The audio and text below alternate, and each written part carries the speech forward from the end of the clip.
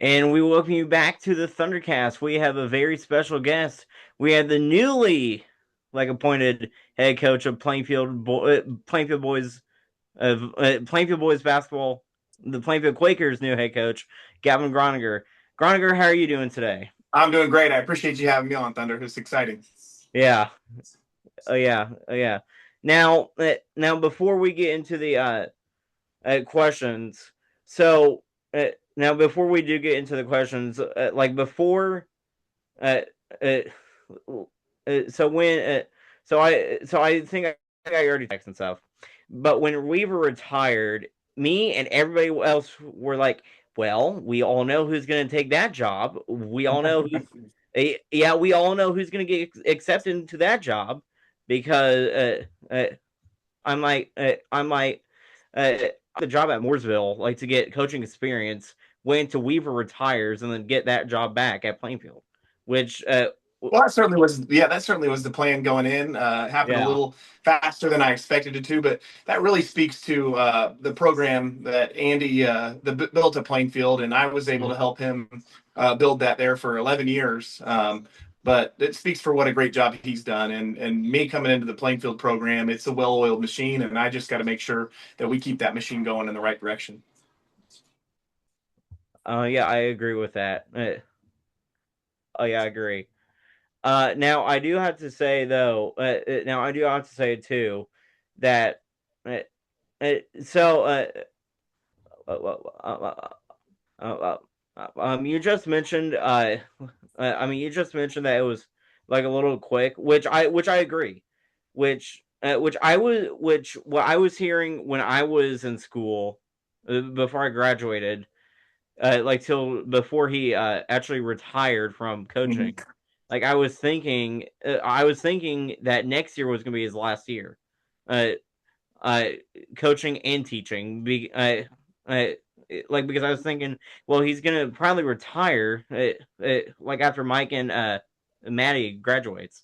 But I wasn't Yeah, expecting, yeah, I wasn't expecting him to retire this early. Yeah, that I wasn't either. He'd be a great guest to get on just to talk to and ask that question. But I am excited. Michael is going to continue. And for those of you that don't know, we're talking about Michael Weaver. He did a great job as manager last year, doing the point value charts. And this year, I'm going to have him do that and break down film. He wants to be a manager at Purdue University, so giving him a little more. Giving him a little more responsibilities this year and making him trying to prepare him for what's ahead at Purdue University. I did not. Okay, so thank you for telling me that. I did not realize he was gonna try to be manager at Purdue. That okay, that right there is dream come true. Most likely, of Yeah, course. he wants to be a coach someday, just like his old man. And yeah, I think getting that experience at Yeah, Purdue, learning how to break down film is invaluable, and just all the time management things you have to do to be involved in a basketball program is only going to help you in the future. So yeah, I'm really happy that he's going to get a chance to do that and pursue his passions. yeah. So now let's get into the questions. First question is: take us through the application process that you went through to get into Plainfield. Yeah, it was pretty straightforward. As soon as Coach Weaver put in his resignation, they posted the job out, and obviously I applied the second I saw it was available. And then you kind of got to play the process of keeping people at Mooresville in the wraps, and then knowing what's going on, and had couple of conversations with both Michael Minster and Tori Rodkey. Of course, Tori's the athletic director now, and Michael will be next year. And uh, had one interview that went really well. I met Kaylee Peckinpah, the new principal. She was sitting in on that. Then I met with Brent Schwanekamp, who I went to high school with, and um, he's the principal now at Plainfield. So it was about an hour long interview, and then after that, just it was the waiting process, waiting to see. So I found out that I was having a second meeting with Andy Allen, the superintendent. Michael and Brent were there for that as well. And as soon as that happened, they kind of figured out how to make that offer to me. Yeah, yeah. So you didn't mention Peck and Paul, but I thought she was supposed to be like assistant principal. She is, and she just it was Tori. Michael and her that sat in on the first part of my interview. So Okay. yeah, and she's a basketball girl as well. Her husband coaches at IU Indy and used to coach at Kokomo, and she was a girls basketball coach at Kokomo. So it was nice having three knowledgeable basketball people in on the interview. That Now that's awesome. Yeah. Like, so then the second question is, what went into bringing Coach Green back onto the Plainfield bench? Well, that's a no-brainer for me. Having him as a mentor. I mean, obviously playing for him for 4 years in high school. Um, he's a great person. Number one, got a ton of energy still, and he's a great coach. So it was really a no-brainer. He went with me to Mooresville. He was the first call I made when I got the Mooresville job. I said, Dana, I know you've got a lot going on, but I'd love to have you on my staff, and I'll take you as little or as much as possible. And man, once he buys into something, he was there nonstop. He was there all the time, pouring into those kids. They loved him at Mooresville the second he got there. He's great at building relationships with kids, and he does that quickly. So really, when I got the Plainfield job, it was another no-brainer to have him come over. What a great opportunity to have a state championship basketball coach on your staff, and to be really my one of my coaching mentors. Him and Andy Weaver have been the biggest two influences on my coaching career. Yeah. So what led to bringing Rodkey back, like as an assistant? Yeah, that was just a great opportunity. I've known Tori for 15 years, and when I was kind of going through the application process, he had said that there was a possibility he'd like to continue coaching. He's going to be retired next year, so we'll have plenty of time on his hands to coach. And I watched the first couple of when I got the job, the first 2 days I went in and kind of just watched the workouts that they had been doing. Tori was involved in those and does a tremendous job. He's a great motivator, and I think really last year what he added to that basketball team was toughness, and that's something that's going to be huge going forward with the schedule that we play, the conference we play in, and obviously the sectional that Mm-hmm. we're in. Is we've got to have kids that embrace physicality and toughness, and I think Tori can bring that in spades. And was really excited when he said. I mean, it was really that was another no brainer for me. As soon as he said he was interested, once we got that worked out, then bringing him on staff was a no brainer. Yeah. What Mooresville games helped you become a better? I mean, what Mooresville games helped you become a strong coach? Yeah, I think it was the sectional run last, not this past year, the season before when we won our first sectional in 27 years. Mm-hmm. When you're playing against schools that are twice the size of you, I think we beat Center Grove in the second round. We got a first round bye, beat Center Grove in the second round, and then beat Franklin Central in the sectional final. Making those adjustments in game, the Franklin Central game, at one point we were playing both teams were playing a 2-3 zone because we were both in so much foul trouble. So being able to adjust to their 2-3 zone, we were down 13 points in the third quarter. So making some adjustments to our zone offense, which we hadn't seen a zone in a long time, and pulling out a victory against Franklin Central were huge growing points in my college or my high school coaching career. And this year, our record wasn't great. We played with a lot of young kids that were getting their first times playing at 7:30. So really going through the grind of celebrating the things that you do well, working on as a team the things you need to improve on. Those are all things that get you prepared for coaching at 7:30 and hopefully prepare for the role of coaching at Plainfield High School. Yeah. So that leads us to the next question. How will it be different at Plainfield than at Mooresville? Well, obviously it's special because Plainfield's my hometown. My great grandpa laid the foundations of a lot of the school buildings here in Plainfield. Did a lot of the excavation work. My grandpa Don Groninger helped build the youth sports programs here and played at Plainfield High School. My dad played at Plainfield High School. Um, Obviously Charlie's there. My daughter and I Yeah. played there. So generations of Plainfield people, and hopefully we'll have the town support from all the people that I know here. And really, that's what makes it different. This is my hometown. This is where I've always wanted to be. And this is the last place, hopefully, that I will be. Yeah. So then the next question is, how will the prep be different with Bloomington North coming into the conference? Well, it adds another school that's roughly around the same size that we are, Mm-hmm. bigger than Greenwood. Although Greenwood has had a great team the last 2 years. So Nothing changes. You prepare the same way for your conference opponents. They were on my schedule at Martin or at Mooresville, so I do have some familiarity playing against them. That'll be nice with them coming into the conference. So prepare as normal and attack it like we do other conference games. Yeah. Yeah. So then the next question, so then the next question is, which is a question that I usually ask coaches. What teams are on your radar to schedule for Plainfield basketball this year, and what teams are going to be dropped? We're still working on that. I'm so new in the process. I've been taking care of the little things I need to take care of. I know we have Carmel, that is an expired contract, in Lawrence North, that is expired contracts. We are going back to the Lawrenceburg tournament, so that's going to take care of I think three games for us. Yeah. But I would love. I think with having Harper on our team, his dad played at Lawrence North. I'd love to keep them on the schedule, and then we'll see about Carmel. I'm not sure about them yet, but so it will be a very similar schedule to what we had last year. Oh yeah. Oh yeah. Because uh, okay. I asked that because I asked that because there was some team. There was because of course Danville. Mm-hmm. Like we all talk about Danville. Like Mm-hmm. the reason why I think Danville is on our schedule, like, is because of county, because they're in our county. But Yeah. but honestly, I don't think they should be because of the whole because of the talent difference. Like they've been strong, but they weren't that good last year. So I don't know. So I don't know how long Danville's going to be with our schedule and stuff.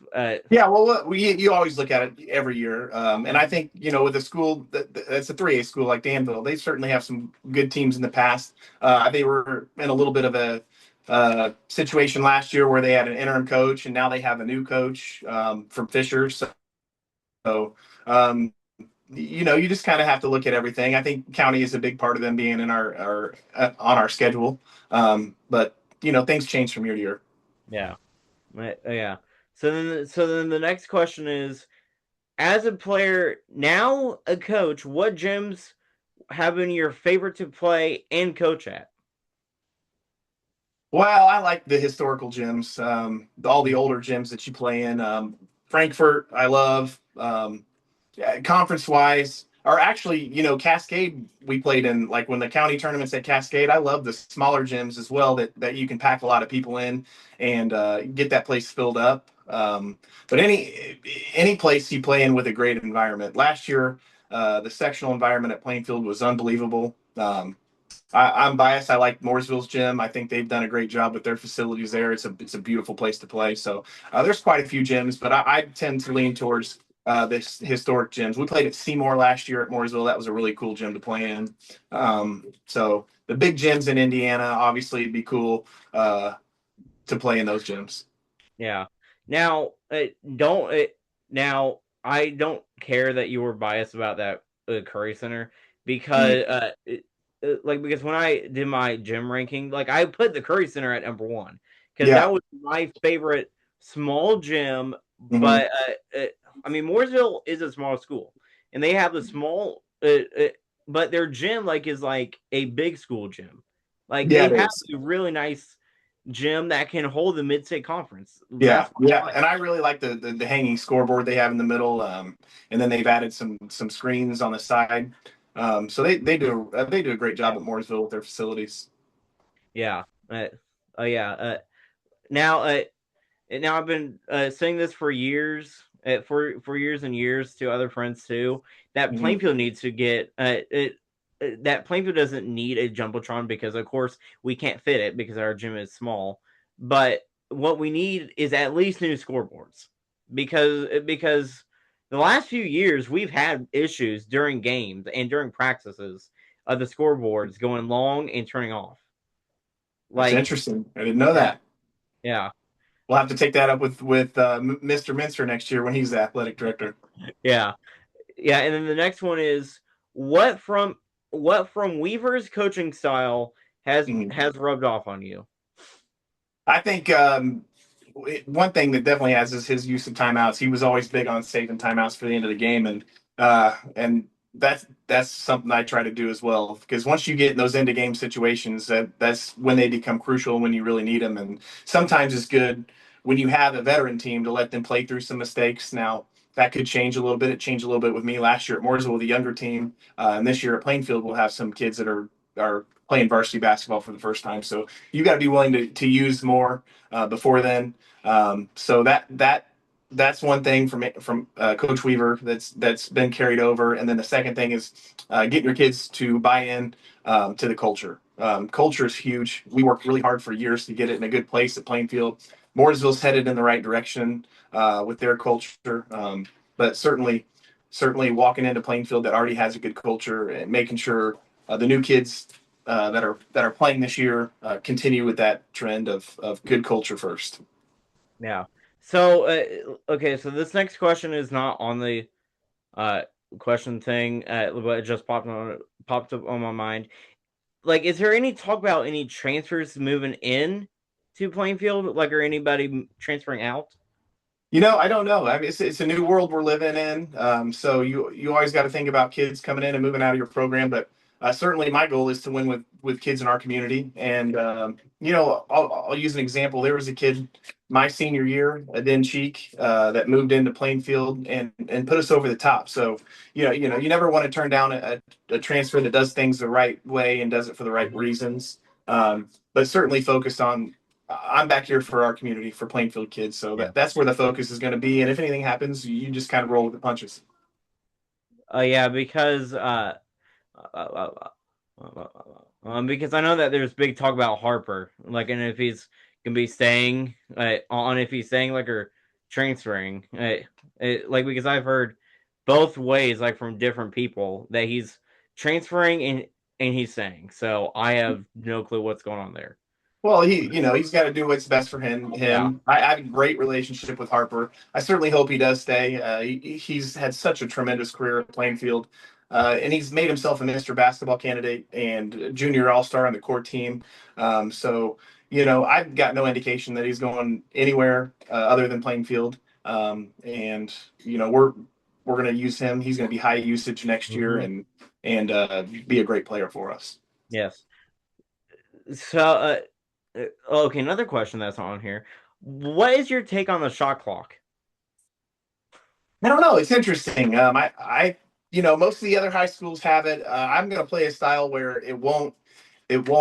I don't think it'll make much of a difference for us on offense. My plan is to push the ball hard, flow directly into our half court offense, and play at a high pace, and try to get some points on the board. Where it could change is defensively because teams won't be able to hold the basketball for longer than 35 seconds. So that's where I think it would make more of a change in high school basketball on our end. And then obviously, if you work it down to the end of the shot clock, what are you going to do to get a shot? Kind of like end of quarter. So it'll be interesting to see if they go to it. From a historical aspect, we've never had it, and we're one of the only states that still doesn't.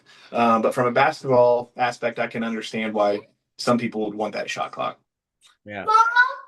Yes. Uh, uh, okay, so the last question is, how will it be hard to carry on the Andy Weaver legacy? Well, I think if you surround yourself with really good people in your program, hopefully the hardest part is getting it built. And this year is going to be a huge year to see if we can carry over that culture. But having some continuity on the coaching staff with Tori that's been there last year. I didn't know if you saw this, but today Jarrett Hufford and Joe Nicewonder will both be back as well, and they've been in the program with Andy for years. So having that continuity, I think, will help with the process. But just getting kids to make sure they buy in, number one, that they can be selfless, that they can do things to help other people. So that'll be huge. If we can do that and keep it rolling, that's certainly our goal. Uh, oh yeah, definitely. Yeah, definitely. Now I was in bed. Now I was again in bed like this morning, like when I saw the news, like that Jarrett, like and Joe would be returning. I'm like, I'm not shocked, and I'm very happy that they are because they are two very important pieces of the coaching staff. and and they both have been really good. So so I can't wait to see what they do uh this upcoming season with you now. Yeah, they're responsible. They're good coaches. Jarrett is a kid that played for me. My first year of coaching was his freshman year, and then I moved up to JV my second year, and he played JV. So I coached him for 2 years, and I think by his senior year I was varsity assistant. So 3 years of coaching Jarrett. He's Plainfield through and through. His family's Plainfield people. Joe's done a nice job stepping in. They did a great job with that freshman team they had last year, only dropping one game to Carmel. So yeah, I'm excited to have him on board. Yeah. Well, that will do it for today's episode of the Thundercast. Well, thank you, Gavin Groninger, for joining. And yeah, like I was just thinking about this too, but coming up next week, there's gonna be there's going to be one main episode and then a live stream of the Thundercast. But next Friday, stay tuned. Greg Rakeshaw will be joining, so can't wait for that. And yeah, well, thanks for joining, and I will talk to you later. Thank you. Go Quakers.